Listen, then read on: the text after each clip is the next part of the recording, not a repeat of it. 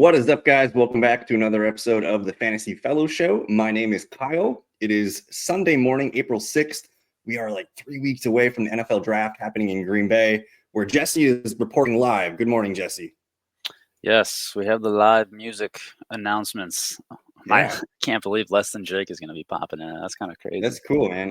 I don't know how that happened, but it's a cool lineup for a Green Bay crowd too. I think it's very unique. So that's pretty fun. We're just hanging out here for an hour or so, and I think if you guys caught our last program, we talked about like kind of second year, third year players with Dynasty, mindset. Today we're gonna talk about a little bit of the free agency moves and just kind of give you guys a fresh take on what has happened in the last month or so, because we did our Dynasty show and then free agency happened, and now we have some things to kind of fill in the gaps here. So I'm just looking at like the list of contracts that were given out this last month, and the number one highest paid contract is Sam Darnold. They gave him 3 years, $100 million. Seattle Seahawks. No more Tyler Lockett. DK Metcalf gone. We could talk about Metcalf soon. But Sam Darnold, awesome season with Minnesota, throwing Justin Jefferson, Jordan Addison, and a little bit of TJ Hawkinson. And now he gets to throw to Jackson Smith and the Jigba. And like, I don't know who else. We're going to see a heavy run game there.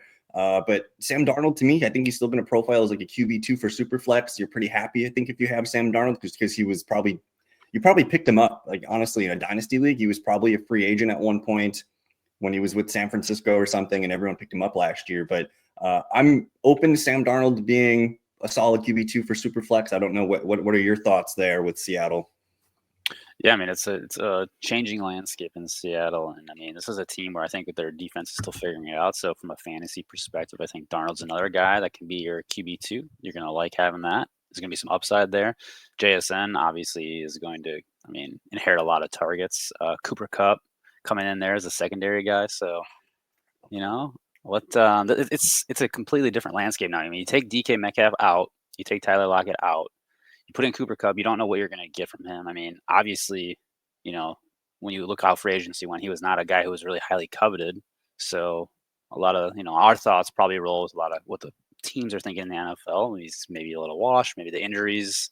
He's just not the same guy anymore. But I think he can still be a serviceable wide receiver too. It doesn't have to be the focal point. He can be kind of like backup. Let JSN kind of be the star. He's going to probably be looking at 8-10 targets a game. And I mean, we saw Darnold bring Jordan Addison and JJ Jefferson to. Was Addison a wide receiver one last year? If not, he was very close. I think down the stretch, he was like a borderline wide receiver one. It took him a little bit to get going. Like, he was cut in our fellowship league. He was cut like week 5 or 6. And he was picked up. And then I think he was just in your starting lineup the back half of the year. But I was looking at the Seahawks numbers from last year with Geno Smith. They threw the ball almost 600 times. So McDonald, the head coach there, I think they have a new offensive coordinator, though. Let me just double check this. Clint Kubiak, who, for 2 weeks last year lit up the Saints, and everyone was talking Saints because they were 2-0. So I like that hire here. You're talking about a team that's going to throw the ball 600 times. Jackson Smith and the Jigba, dude. He's not a top 5 dynasty receiver for me, but I think he's a top 10 dynasty receiver. And then they got Marquez Valdes-Scantling, who we know what he is, but he does offer a nice wide receiver 3 vertical skill set to open things up for underneath with JSN and Cooper Kupp. So I think that's kind of fun. This is actually a sneaky good roster I'm looking at. You got Kupp, JSN, MVS. They do need to upgrade the number 4 receiver. So I look for that on draft day. If you guys are watching and you're a Seahawks fan, I would expect them to draft someone maybe on day 2. Round 2, round 3 kind of makes sense. And then they still have Noah Fant there. AJ Barner, I think, showed a little bit as a tight end. And then the running back duo of Kenneth Walker and Charbonnet, we like that duo quite a bit. So Sam Darnold, man, there's no Justin Jefferson level talent on here, but you could argue like this is a pretty good cast of weapons for Darnold. If you had to rank, just a blind ranking on JSN, like, is he like wide receiver 6 to 10, somewhere in that range for you?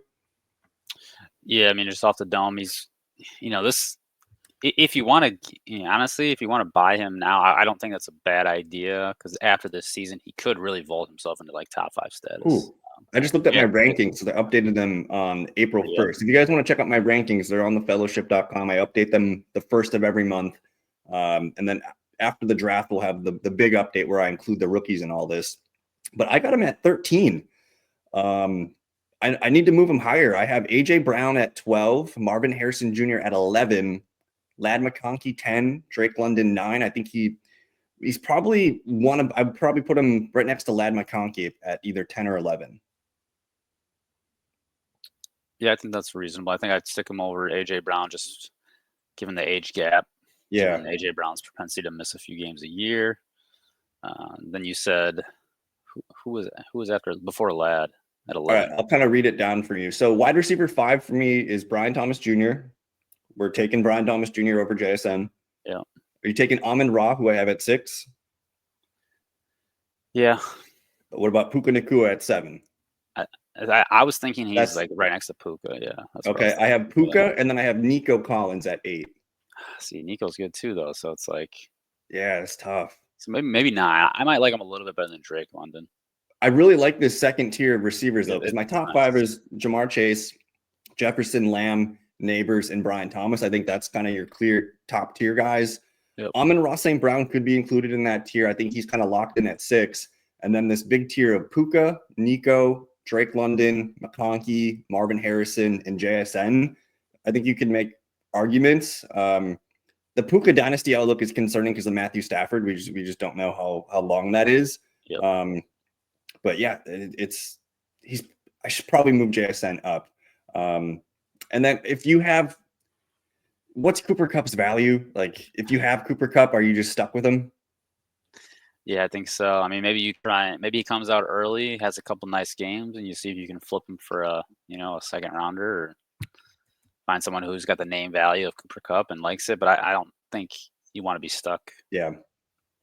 Maybe just be stuck holding him, One more final thought on the Seahawks is what do you do with Kenneth Walker if you have him? Because we've seen Charbonnet look good. Walker seems to just always get, dinged up. And I think he's probably approaching the end of his contract here. He signed a 4-year, $8.4 million deal as a rookie. I'm loading this up right now, but I don't know if Kenneth Walker is their are they going to pay him, or is he going to walk in free agency? Is this maybe a good opportunity to see what Zach Charbonnet costs? Yeah, it might be. And I mean, Kenneth Walker obviously knows that this is the season that he needs to show up, but man, he just can't stay on the field. And I think Seattle knows too that this is the last year of his rookie contract. They might just try and run him into the ground. And I don't really love that as the owner of Kenneth Walker. I would rather them play it smart with him, because he's one of those guys that doesn't need a lot of carries to do a lot. His points per touch are really high. You really just want to keep him healthy, but I don't know that Seattle will try. I was impressed with how much he was involved as a receiver last year. I think that was a pretty nice boost for him. He still ended the year. Zach Charbonnet scored more fantasy points than Kenneth Walker last year, by the way, because Walker only played in 11 games, but he did average 16 points per game in those games. Again, he actually had his worst yards per carry of his career last year. He just caught the ball a lot more than he's been accustomed to. So we saw the PPR bump for Walker, but I don't know. I might be willing to buy low. I don't know if it's called buying low on Charbonnet right now, but I'm open to kicking the tire and seeing what that cost would be for Charbonnet. But that's enough on the Seahawks talk. I'm just going down the list of the top contracts here. Stefon Diggs, dude, getting a 3-year, $63.5 million deal, which I kind of view Diggs and Kupp kind of in the same thing. Like we don't really know what we're getting. They're both I think over 30 years old right now. The good news is you got Drake May, a nice weapon here. So if anything, this makes me like Drake May a little bit more, because we do expect them to grab a receiver in the first or second round of the draft this year. So an upgrade for Drake May. Stefon Diggs, I don't know. Do you have any shares of Stefon Diggs? What are you doing with Diggs on your dynasty teams? Yeah, I think I got one share, and I'm looking to sell. I sold a share last year that I had of Diggs before the season. I think some people were excited about him in Houston. So I took the advantage, swapped him out. And now with New England signing this big deal, if I could see someone who's excited about him again, I'll get off the boat. I'm never really buying or interested in any receiver over 30 who's coming off a really bad injury. He turns 32 in November, at the end of November. So we're talking about coming off I think it was like a mid to late season ACL tear. So there's a chance that he might not be ready to start the year. He's definitely not going to be 100% to start the year, but he's a pup list candidate, turning 32. This is a bad contract, and I wish New England would just invest. Like, this makes me afraid. Like, is now New England not going to put a lot of big Yeah, draft capital on a receiver early? I would have rather just seen them go and get Ted or get whatever their favorite receiver in round 2 is. Whereas now it's like, oh, Stefon Diggs, and not to mention like Diggs has never been the guy that's known to be the locker room yeah, favorite. He's yeah. not a guy who's like bringing good culture into the Drake May system here. So I'm not my favorite signing. Probably one of my least favorite for I mean, like you said, for Drake May, maybe out there on the field, it gives him another weapon, but Yeah. I don't think it really moves the needle that much. And if someone thinks it does, I'll go ahead and sell Diggs. So I think your sell window is only about 3 weeks long until the NFL draft, because if they draft McMillan, or even if they draft Travis Hunter, who I think Hunter's going to be one of those guys that, yeah, he's going to play cornerback and receiver, but when he's on the field for receiver, like, he's probably getting the ball. So I'm moving. I think I'm moving Travis Hunter up in my fantasy or my dynasty rankings, just because I think he's going to be a high leverage player. Like, when he's getting snaps, he's probably getting targets. So if they do draft a receiver, that's going to potentially lower Diggs's value a little bit, just because the excitement of the new shiny toy. So if you do have Diggs, I'm open to selling him here before the NFL draft potentially. Yeah, see if you can flip him for a late second or something. I mean, That's what I early was going to ask. third. Like, I'm taking those deals. I think late second. I don't know, mid to late second. If you can try it, go ahead and do it. But any other thoughts on the New England Patriots? No, let's see. Just in general, let's see what Drake May does in year 2. Let's hope they go and get a receiver that he can kind of mesh with, and Yep. The next guy on the list here is Davante Adams, going to the LA Rams. 2 years, $44 million, $26 million guaranteed in that deal. So I'm looking at the guaranteed money. The Patriots only guaranteed Diggs $26 million out of his $63.5 million deal. So don't know how much that says about that. But Davante gets the same guaranteed, one less year. We like him still. I think, because Diggs, Kupp, and Adams, they're all kind of in that 31, 32-year-old range. But I think you would agree, like, Adams probably is the best outlook of those 3 receivers for this year. Yeah, I think that's fair to say. I mean, he doesn't have the injury history quite as extensively.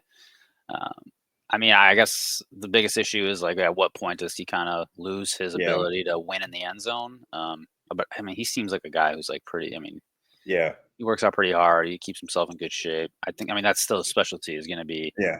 You're not banking on a ton of catches, but you're banking on 8 to 10 touchdowns from Stafford, right? Sure. I think this is a really good thing for Puka Nacua too, because he gets to learn from Davante, which I think is a really, really huge thing. And then this might be one of the first times where Davante doesn't have to be the dude. I think even with Garrett Wilson and just the Aaron Rodgers aspect of it, like, he had to be the dude. But now that he's behind Puka, like, there still might be 120, 130 targets for Davante.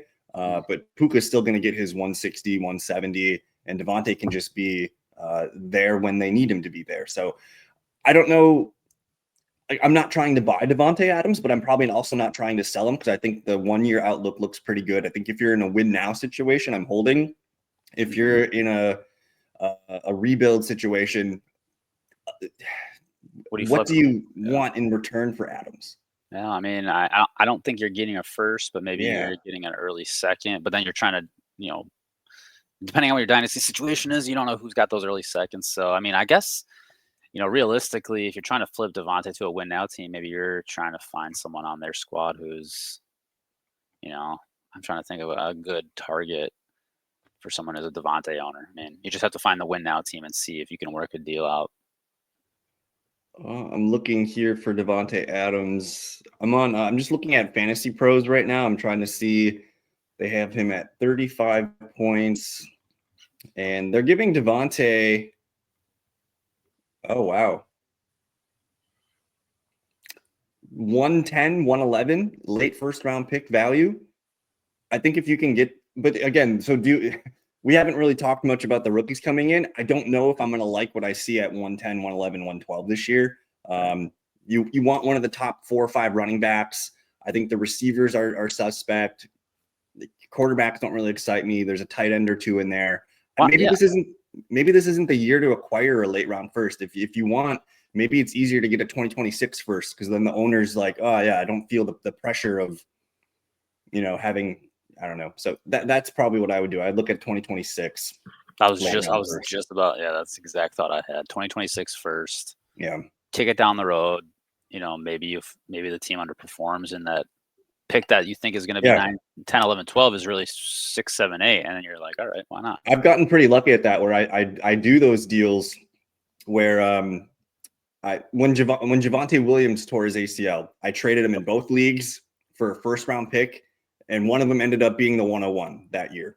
The other one I think ended up being like the 108 or something. But sometimes when you can push it out a year, you might get rewarded with that patience. Mm-hmm. But let's take a look here at Justin Fields. The New York Jets give him a 2-year, $40 million deal. 30 of it was guaranteed, which I think is pretty nice. And now we're talking Justin Fields throwing the ball to Garrett Wilson. I don't know what else they got. Breece Hall. We should talk a little bit about Breece Hall, because I do think Justin Fields impacts him quite a bit. He's going to lose a little bit of receiving volume. He might lose some rushing touchdowns on this high end. It hurts his ceiling a little bit. But when you're talking, we should talk Fields, Breece, and Garrett Wilson. Which one you want to hit first? I mean, let's open up with Fields, who gets a chance to be a starter. And I think, it doesn't matter what he does or what he looks like as a quarterback. He's good for fantasy. He's a guy that you're coming in with he's going to give you a nice floor as your QB2. He's going to give you some upside if he goes for 100 rush yards and a touchdown. So, if you've been holding Fields, this is kind of like, all right, he got a chance to be a starter. You're like praying. I guess the real question is, if he looks good, do you consider trying to move him, swap him, or do you hold on thinking like, all right, well, maybe this is it. Maybe he's a Jet. Maybe things look great. So you can kind of scope that out. So that's where I'll go on Fields. So in 6 starts last year for Pittsburgh, week 1, he gets 12 fantasy points. Week 2, he gets 11. So 12, 11 is kind of his floor. But after that, he gets 18, 32, 16, and 23.5, which that's QB1. That's QB 6 to 10 numbers, which feel pretty good. He did run for 5 touchdowns in 6 games. He also threw 5 touchdowns in 6 games, so almost 2 touchdowns per game. When you throw one, you run one, that's going to be a pretty nice floor here. So I think Fields is a buy. I think this could work out for them, and I don't know what the rest of their depth chart and what their draft needs exactly are. Let me pull that depth chart up.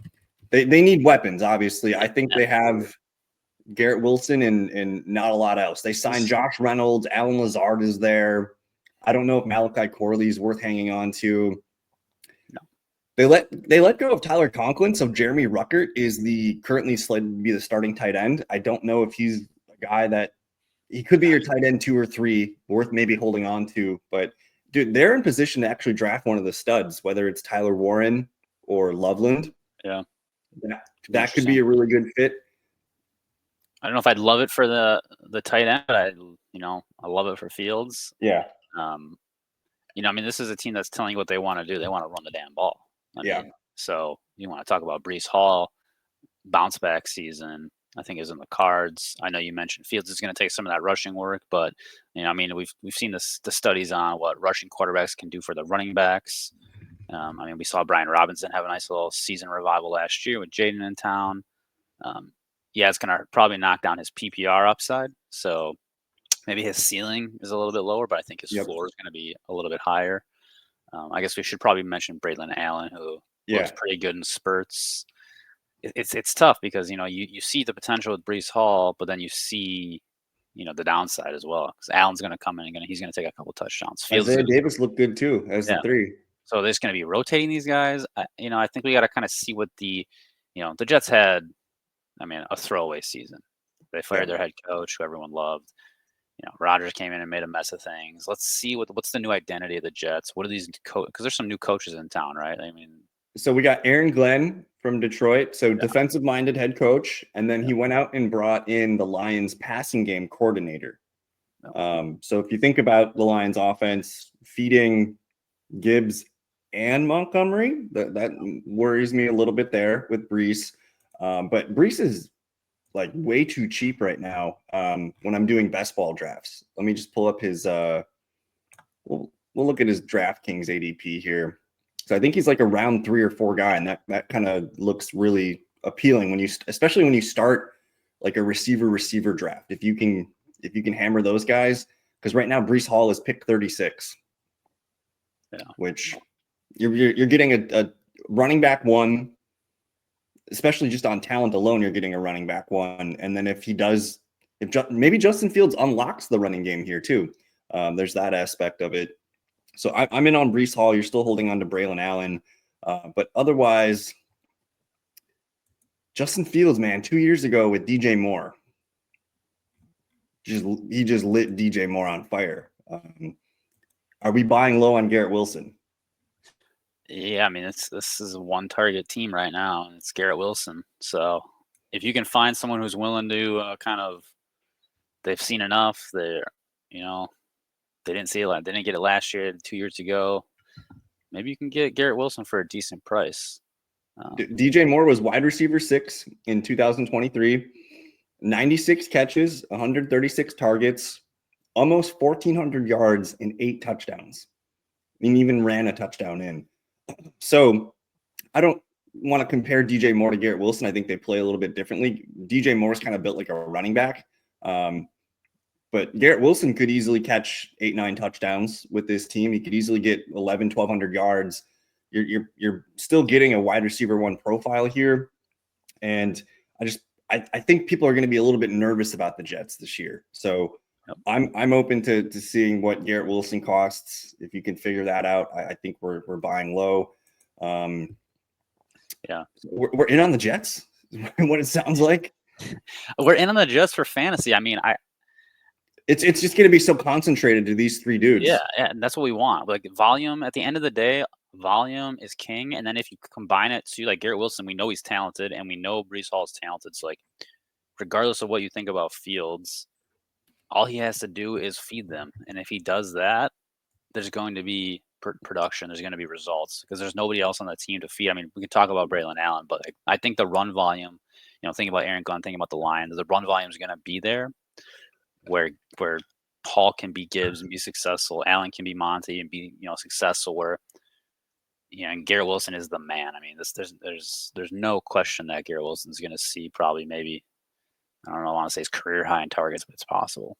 So you heard it here first. The New York Jets are going to take Tet McMillan 7th overall and erase everything we just said. I'm looking at Tankathon right now. They have them taking the top tackle in the draft class from Missouri, Membu.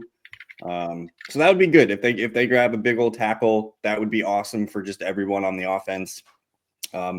They probably do need to take a receiver at some point in this draft. Maybe round 2, you could look at a guy, someone like Jaden Higgins, a bigger outside receiver could do some nice things here. I don't know if Lazard's sticking around, but we'll watch for the Jets and see if they add anybody. They're probably not drafting a running back, but maybe the tight end and the receiver position could help boost Fields a little bit there. Although I don't think that's going to take away from Wilson too much. So that's your Jets talk. Do we want to talk? So the next offensive fantasy player on my list here is Darius Slayton for the Giants. They gave him a 3-year, $36 million deal, $22 million guaranteed. I don't want to talk about Slayton, but I do want to talk about Russ, about Jameis Winston, about Malik Neighbors, and maybe what the Giants are doing at running back. I think this is such a weird team. I don't know really what to do. I still love Malik Neighbors. I think he can function with Russ and Jameis Winston. That's better than anything he had last year, right? Yeah. So like if I could buy Malik Neighbors, I'm gonna do it. I'm willing to pay the cost for it because I think people might still, Russell Wilson, Jameis Winston, like it's gonna be stupid. They have no direction. But I'm buying Malik Neighbors. What are we thinking here about the Giants, and what the hell are they trying to do here? I mean, Darius Slayton, baby. I don't know. It's a good question. I mean, Tyrone Tracy's their running back one right now. Do they go out and draft a running back? I think that's something we're keeping our eyes on. Do they just try and shore up their offensive line, which looked chaotic at best last year, try and protect Russ? I mean, obviously, I think Russ and Jameis probably placeholders. I mean, if they're really going to go out there and try and, I'm going to say tank, but not try and make an aggressive push to win games. Maybe they're just waiting for the Arch Manning, trying to see if they can get one of these up and coming guys that I think people are a little bit more excited about than this quarterback class. Yep. I mean, who knows what they do in the draft? I mean, this team could do anything. There'll be no surprise, no shock on what they do come draft day. But I think they're taking Travis Hunter. Yeah, I mean that'd be fun. That'd be crazy, but it sounds about right, And they'll play him at cornerback instead of receiver, and everyone will be like, "What are we doing?" As I'm looking at this, Tankathon has Shedeur Sanders going 3 overall, which they brought in Russ, they brought in Jameis. They're not drafting a quarterback here. I think they're playing the Arch Manning sweepstakes this year is what's going to happen. So I think if from a super flex perspective, Russell Wilson, he's a QB 2-3. He's still got some value. I think Jameis Winston shouldn't be on any waiver wires just in case he gets called up. But Malik Neighbors is really the only thing that feels locked in. I have trouble clicking on Tyrone Tracy in best ball drafts right now, just because he didn't really end the year strong. He had that nice little pop of initial success. But this running back class is so good this year. I wouldn't be surprised if they draft a running back here and then they kind of push him towards, let's be honest, he's more of like a hybrid receiving back that I think could have a role there. So I'm nervous about that. Any other thoughts on the Giants here? They need a tight end, but I do like Theo Johnson for them from a dynasty perspective. Yeah. Otherwise, it's Malik Neighbors and maybe some super flex help. That's about it. Yeah, I mean, is it possible that Malik Neighbors has an even better year too?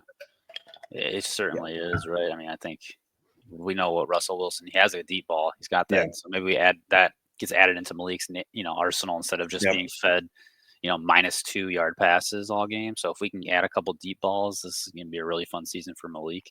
The only thing I'll say is, are the Giants silly enough to draft Giante at 3? That would be crazy. I mean, I can't put anything past these guys.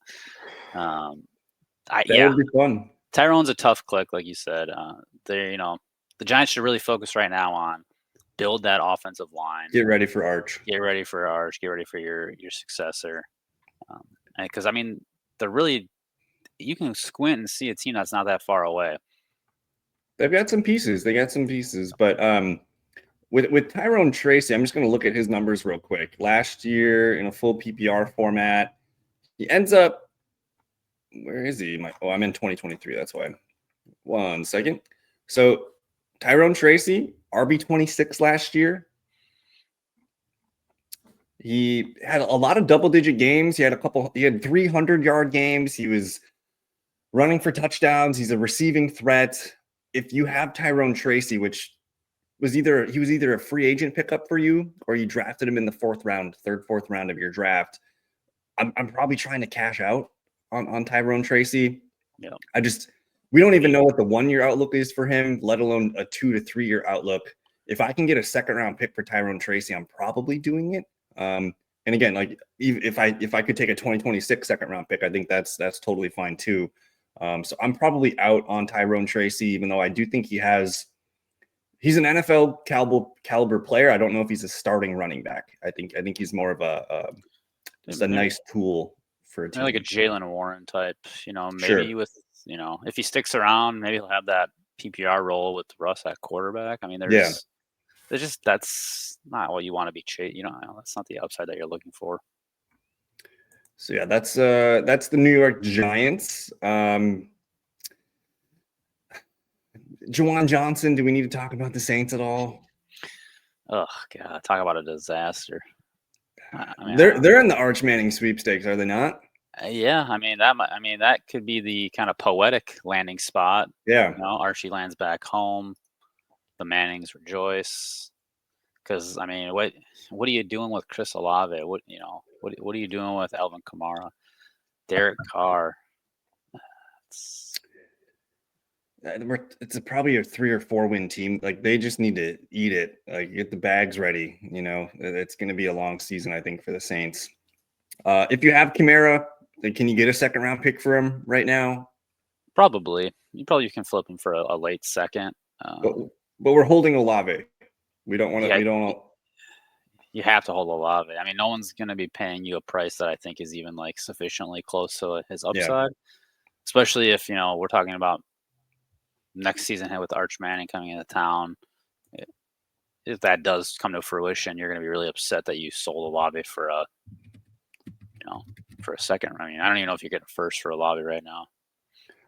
One other name I want to shout out is Rashid Shaheed. He's a buy low candidate because if they do get an upgrade at quarterback next year, he was out of the gate, man. He was looking like a potential league winning type receiver. He's only 26. I think they gave him a good contract too before the season last year. So I'm kind of open on the 2026 outlook for the Saints, buying low on Rashid Shaheed. Are the Saints in play for Genti at 9? I don't know if he's going to fall that far, but I kind of like that. Yeah, we'll see. I mean, I don't. Well, you think they would do that? I don't know. I mean, I don't know where Genti's they have so many other needs. It doesn't make sense because they're not in a spot to capitalize on Genti, I think, in year one. Whereas like a team like the Raiders makes sense, I think, the most. Raiders, but I don't know. Two like favorites, I think, right now. Yeah, the Raiders at 6 is the chalk lineup here. The Saints need O-line. The Saints need a brand new defense. They need money. They have holes everywhere. I mean, they have holes everywhere. They need a lot of stuff, yeah. But that's enough Saints talk. Oh, one thought. What's his name? The running back too there. Don't get excited for Kendre Miller. Come on. We're in year 3 of Kendre, and I think we were excited initially, and then last year, like, oh, maybe he gets a shot, but then he got hurt again. And he's like, We got a new coaching staff though, so he gets a chance to kind of re-audition here. And I thought down the stretch this year he got a little bit of play time. Nothing amazing. He did get 1 touchdown, he caught some balls, just didn't really get any opportunity at the end of the year. But there you go. That's your Saints talk for the day. And next on the list, this is a name that I've been clicking on maybe a little too much in best ball right now. Josh Palmer in Buffalo. I kind of like it. Not from like a dynasty perspective, but especially for best ball. If I'm getting, he's gonna. So obviously it's Khalil Shakir. After that, I think Josh Palmer is like the clear number 2 receiver there. He's going to be on the field a ton. I think the Keon Coleman experiment, it's an experiment still, but he's going to probably be the number 3. They let Mac Hollins go. I don't remember where. I think, is he in Miami now? I can't really remember. But Palmer, if he's getting a ton of snaps and he's attached to Josh Allen, I think not 1,000-yard receiver, probably 800 yards, maybe 6 touchdowns. I think from best ball, it's really good. Probably a bench piece for you, but I like the fit here for Buffalo. Any thoughts on Buffalo? Like Josh Palmer, James? We should probably talk a little bit about James Cook and that 1 million touchdowns he had last year. What do we think about the Buffalo Bills? Yeah, when you said Josh Palmer signed this year, I think it may, I think it has the potential to be what we wanted from Curtis Samuel. Palmer has actually had the production. We've seen him be able to be successful, whereas Curtis, we were kind of projecting a little bit upside, where I think there is a tangible upside to Josh Palmer. So especially because the price is probably uber cheap right now. Yeah, that's a solid click. And we're not saying he's a dynasty target at all right now, but he has had some success with Justin Herbert. He's been a useful receiver. I might have started Josh Palmer a couple times last year in 1.0 or 2.0 just out of necessity. But this just gives Josh Allen another weapon. And I mean, anytime you give Josh a weapon, it's just automatically, his MVP odds are going to go up a little bit. The guy that you're obviously very excited to have, no doubt. I think this Dalton Kincaid situation, man, really wanted him in year 2 to kind of take that step up and be the next Kelsey iteration, the next Laporta iteration, the next Kittle iteration. But man, he took a big step back last year. Shakir was the only guy you could even trust in that offense outside of the run game.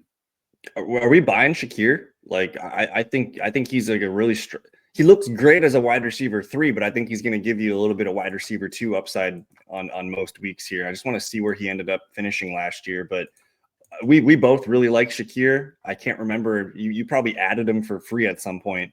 But Shakir, wide receiver 37 last year. I thought he'd be a lot higher. Yeah, he's like a 7 for 60 guy. So the 76 upside, catches, 821 yards, 4 touchdowns. I would bet probably the over on these numbers for 2025. yeah, because he's going into year 3 now, or are we talking year 4 now for Shakir? Year 3 or year 4. And they gave him a 4-year extension, $60 million, which is pretty solid.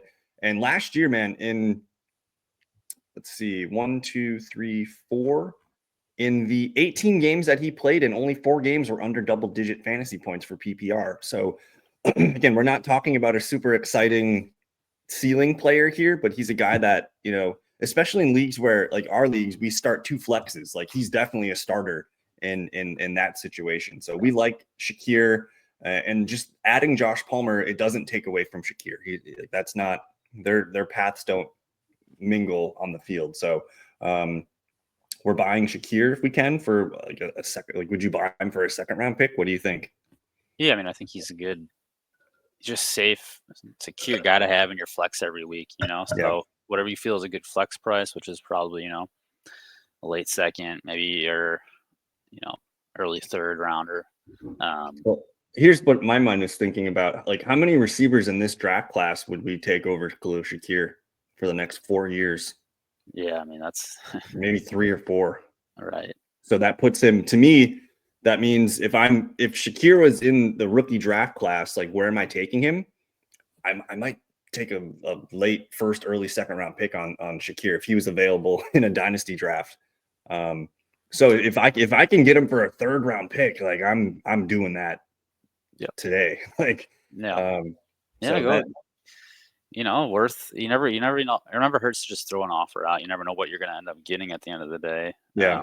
But yes, I mean, Shakir we like. Palmer, probably a good best ball target, because he's going to have those games where he has nothing. He's going to have those 3 for 80 in a touchdown games. Kincaid, I like the talent. Am I willing to buy low on the talent? I don't know. I'm going to give you the best ball ADPs of some of these guys here. Josh Palmer's going 170th off the board on DraftKings. For reference, Keon Coleman goes 133rd. Wow, interesting. So I'm slamming Josh Palmer as my wide receiver 7 a lot right now. Kincaid goes about 130. So I don't know if that's like tight end 10, 11, 12 maybe. But I might be. I don't know what the value of getting a return on Kincaid. If you can get a second round pick, I'd probably take that right now. Because you probably paid a first round pick for him, right? Yeah. I can't remember that far back, but he probably was a late first round pick in that draft. And then Khalil Shakir does go 74th overall in that 7th round range. So I see. I almost like Khalil better for like a redraft, where like week to week, not for you're just getting reliable points, because like best ball, you need to chase those upside. You just need to spray 8 or 9 receivers who you need 4 of them to hit 20 points. Whereas like, how many 20-point games is Shakir having? Maybe 1. He had 1 last year. I was just going to ask you if you could guess. And maybe 1. Like, that's so like, you need upside in best ball. You can play a little bit safer week to week in a redraft. Yeah, so if you're best balling, Josh Palmer in the 14th, 15th round, pass on Khalil Shakir. But we have not talked about James Cook yet. And James Cook is going 33rd overall, which is 3 spots ahead of Breece Hall. Who would you rather have? Just a gun to your head real quick. For best ball, James Cook or Breece Hall? And then I'm going to ask the same question for Dynasty. All right, gun to my head. I'm taking Breece Hall for both. And both? Yeah. So I think the best ball ADP of James Cook, those touchdowns are coming down, man. I think are we selling James Cook in Dynasty? It's a good question. It's probably worth to see if, maybe your Breece Hall owner is not happy and he likes touchdowns. Do you think you can get a top 5 pick for James Cook and potentially grab one of those running backs that are coming in this year that we like a lot? I would. All right, so I mean, Gianti's 1, Hampton's Omarion? 2, and then is there anybody other than those 2 that I would take over James Cook? Probably not right now. I would need to see the landing spots. It depends on Henderson and Judkins, and I'm kind of out on the Iowa back. I don't know what his receiving upside is going to be, Caleb dude. Johnson. People I are like I are like down on him, him. but he's like he's not a Derrick Henry sized player, but that's going to be his role. I just think he's going to be your grinder.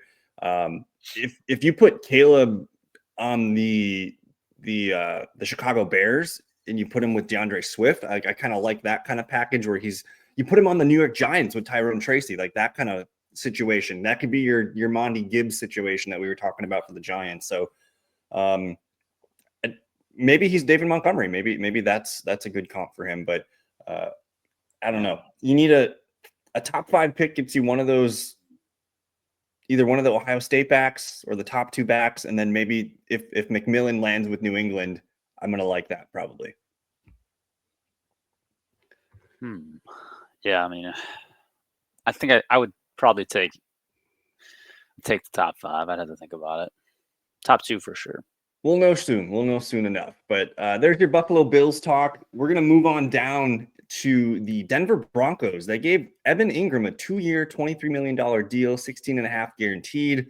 This is a really good spot, I think, for Evan Engram. We like Bo Nix. They don't really have a lot of other targets that are going to take away from Engram. It's pretty much Cortland Sutton and then some deep threats, whether it's Marvin Mims or Troy Franklin or one of the other guys there.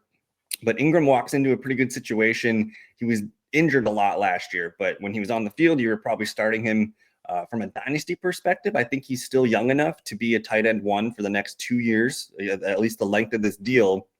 I don't know if I'm buying him though. Like, do I want, like, I don't like to buy tight ends necessarily, but I'm open to Evan Engram being a solid player this year. But that 2-year outlook's a little bit murky. I don't know how far I can see out there, but what do we think about Engram with Denver? Are we interested? Yeah, I think, I'm looking at Engram. I think, you're not 2023 is going to be probably the best you're going to see from Engram. He had 114 targets. Yeah. Realistically, you're probably looking at maybe more of a it was 114 catches. Yeah. It was, an absolutely absurd 143 targets. He's probably more of like an 80, 90 target guy, and that still can be good enough that's easily a tight end 1, just based on the landscape that we have right now. So, you're probably not getting top 3 tight end upside, but you're like, if you just have, if your best tight end right now is, Okonkwo or something, Ingram's not a bad guy to go and be your mid T1 guy. We already saw what Knicks can do. It's a fun team, and there's really, like, after Sutton, it's kind of a lot of just like design play, deep shot guys. So Engram can be kind of a possession guy in that offense. Yeah. So maybe he gets his 4 to 5 catches, or somewhere in that neighborhood. He's currently tight end 11. He's tight end 11 on DraftKings, and I think from a dynasty perspective, I think he's still a top 10 tight end. That seems like the hot spot. It's just weird because all the mock drafts had the Broncos taking a tight end, but now they've switched to Omarion Hampton, which if that's the landing spot for Hampton, I just remember how excited I was about Javonte Williams there with Sean Payton potentially just catching a lot of passes, but Hampton can do that. And Hampton's a very, very good player. If we get the 20th overall pick and it's Hampton, like I think he's the 102. Yeah. It locks him in. Even in Superflex, like I'm taking Hampton over Cam Ward.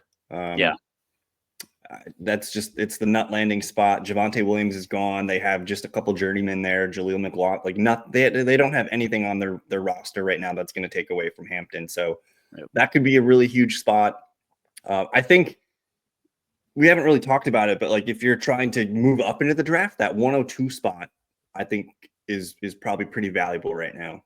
So if you're sitting at like 8, 9, 10, and if you can sell, I don't know, would you sell Stefon Diggs in the 109 to get to 102? I'm doing something like that. I I don't know if someone's going to do that, but just consider trying to move up to the 102.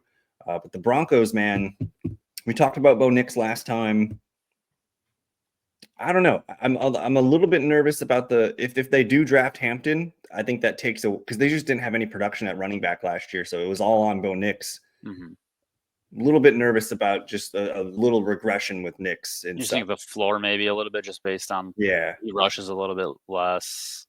Because man, he was moving last year more than I expected. So just something to think about there. But any other thoughts on the Broncos, real quick? Like we like the Broncos, and if they're in on a running back, man, it's going to be a fun offense. Yeah, I think we like the running backs. That's a good spot for a running back too. And Tankathon right now has Amarian Hampton to the Broncos at 20. They also have Jackson Dart going to the Pittsburgh Steelers at 21. So Rodgers and Dart could be cool. But anyways, we're going on about 46 minutes here. Have we missed anything like super important here? Because now we're into like the weeds here of like your 1-year deals worth like 10, 12 million. Someone like Dyami Brown going from Washington to Jacksonville. What are we getting with that? I think Dyami Brown's probably a good dynasty bench player. Not trading for him or anything, but if he's a free agent, take him. Yeah. But find best ball player. All right, I got the one here. This is the one I was looking for. They gave him a 1-year, $5.25 million deal. He is Najee Harris. The LA Chargers. I like Najee Harris's outlook this year, but they're going to draft a running back, dude. A 1-year, $5 million deal does not. No, there's no security there. Yeah. So, I mean, Vidal is nothing special. So, yeah, they're probably on the board for maybe a 3rd round running back. I just want to look up the Chargers depth chart real quick. Where'd it go? So, like, what if they take a they probably need more of a receiving profile. So, what if they took Travion Henderson round 2, like something crazy like that? You know, that could be if that were to happen, then I would want to take Travion Henderson in the top 5. Like you put him with Justin Herbert and the catching profile. I think that could be really, really cool. But otherwise, Hassan Haskins, Kamani Vidal, Jarrett Patterson. I would be shocked if this team doesn't add a running back in the draft. Yeah. And then they did some sneaky stuff here. They added Tyler Conklin at tight end. So they have a room of Will Dissly and Tyler Conklin. I don't know if that matters for fantasy. And then Mike Williams is back. The boys are back in town. Mike Williams, Quentin Johnston, and Ladd McConkey. Has Keenan Allen signed anywhere? I think he's still a free agent. Let's get the band back together. That'd be kind of fun. That would be cool. A 1-year deal. So Najee Harris, if you have Najee Harris, are you taking a 2nd round pick for him? Like Yeah, I'm seeing if I can flip him for like someone's excited about Najee. They're like, oh, he's the man now. Yeah. Like he's the running back in the LA. Like they paid him to be the starter. Maybe you flip him for a late 1st or a 2026 first. You know, you do what you do with Davante and try and secure some solid value for a guy like Najee, who after this season is probably going to be signing backup money. And he's probably going to just be continuing to sign like 1-year deals after this year. It's the same with like Javonte in Dallas. I'm sure everyone's very excited for Javonte Williams in Dallas, 1-year, $3 million deal. But they're probably drafting a running back too. I mean, there's a lot of teams that the running backs this year, we know that landing spot matters. So it's gonna, you can kind of peg these guys where you want on the rankings, but once they actually get drafted, everything kind of falls together and we can kind of actually see. I'm just going to list some teams here that I think are going to draft a running back. I'm just working down the draft order here. The Titans maybe draft one late. I think the Cleveland Browns are drafting a running back for sure. The Giants, we kind of talked about them. They might be in on a running back. I don't think the Patriots are in on a running back. They gave Ramondre a contract last year. Gibson's still there. Yep. I don't think the Jags draft a running back. So I've actually been clicking on Travis Etienne and Tank Bigsby just because I think when I'm doing best balls right now, I'm looking for security. So I'm looking at those teams that won't be drafting running backs, and I've kind of been targeting them. The Raiders, man, we know that Genti is probably going to be a Raider. The Jets, Yep. we feel secure with their backs. The Panthers brought in Rico Dowdle, which I thought was kind of cool. Rico and Chuba Hubbard. R.I.P. Jonathan Brooks, man. We'll probably see Brooks maybe next year. Yeah, that's tough. I do think the Saints will draft a back. The Saints will draft a running back this year. The Bears will draft a running back this year. Yep. Although I still have been clicking on DeAndre Swift, like not a ton, because I still think he's got a role. But again, we talked about like a Caleb Johnson maybe going there and being the David Montgomery type role. What if the San Francisco 49ers take a running back? Oh, I was going to say that they're always good for a 6th-round guy who ends up looking like a beast, Isaac Guerrero. They don't need to spend a ton of capital on a running back. They'll find their guys. We know the Cowboys are taking a running back at some point. We think the Dolphins are good with Achane and Jalen Wright, but speed, they like speed. If they find a guy that they like at the end of the draft, they'll probably grab a 5th-round guy and he'll make some plays.